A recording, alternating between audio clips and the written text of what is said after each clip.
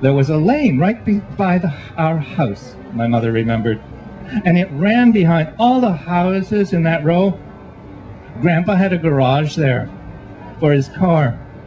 He always had a car, always kept it clean and shiny. He was forever polishing that car. It always looked so good. In the late 1920s, CFRB started broadcasting an entire month of programs following Santa's journey from the North Pole to Toronto. A month of that, and everyone was excited for Santa to arrive. He is a saint for merchants as well as children. Uncle Ted, Mom says, turning up the highway into the shopping mall parking lot. Uncle Ted had a bike that year. And Aunt Barb had a job at the drugstore on the corner, and she probably had a bike so she could do deliveries.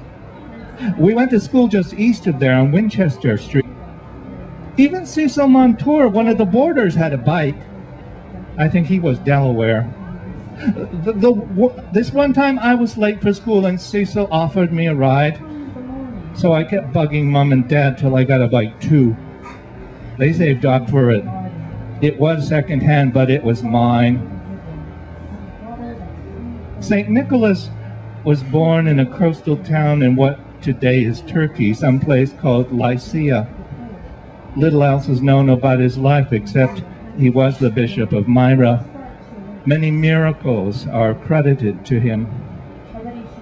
But the parade. What do you remember about the parade? She pauses a long pause. Not much. Not much, really. Just all the faces looking at me.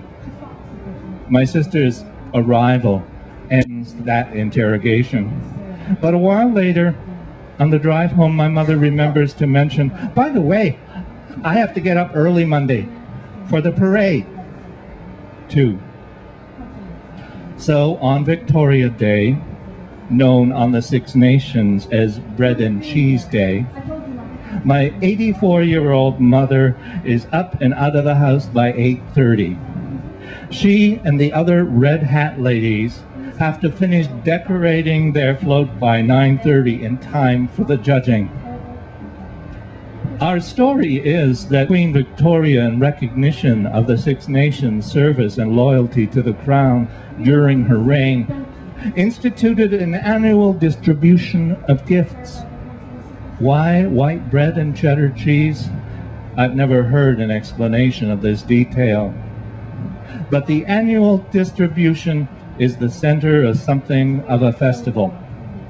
Every year people come out or come home and gather, and following a parade through the village of Ohsweken, line up outside the community hall to receive fresh baked bread sliced inches thick and a chunk of tangy orange cheddar. The Red Hat ladies, my mother reports, won first prize. We're not supposed to be making money with this club. It's for fun. With their float decorated with banners, sashes, and teddy bears, and all the ladies dressed with umbrellas, hats, and overcoats, it was a chilly weekend. All in scarlet and burgundy, maroon and crimson, with flashes of ruby, cherry, and mauve, lilac, lavender, wine, and plum. That flatbed truck must have seemed an almost psychedelic vision of Six Nations womanhood in the rain, riding the subway north in silence. There was a lane right by our house, my mother remembered, and it ran behind all the houses in that row. Grandpa had a garage there for his car. He always had a car, always kept it clean and shiny. He was forever polishing that car. It always looked so good.